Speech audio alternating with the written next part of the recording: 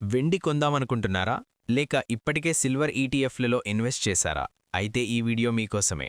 ఊహించని విధంగా వెండి మార్కెట్ కుప్పకూలింది. నిన్నటిదాకా ఆకాశంలో ఉన్న ధరలు ఇప్పుడు పాతాళానికి పడిపోతున్నాయి. మార్కెట్ అనలిస్టులు షాక్ అయ్యేలా వెండి ధరలు భారీగా క్రాష్ అయ్యాయి.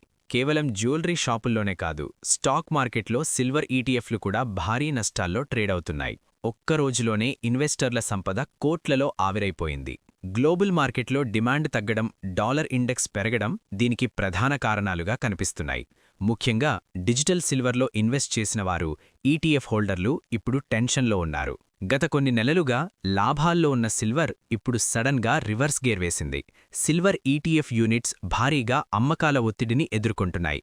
అయితే ఇది తాత్కాలికమేనా, లేక ఇంకా పడిపోతుందా అనేది ఇప్పుడు $1,000,000 ప్రశ్న. మార్కెట్ పడిపోయినప్పుడు భయపడి అమ్మేయడం కంటే బై ద డిప్ స్ట్రాటజీని ఫాలో అవ్వడం బెటర్ అని నిపుణులు చెప్తున్నారు.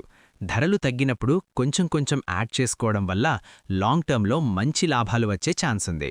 మరిన్ని అప్డేట్స్ కోసం వెంటనే మన కొలుగురి 24/7 న్యూస్ టీవీని సబ్స్క్రైబ్ చేసుకోండి.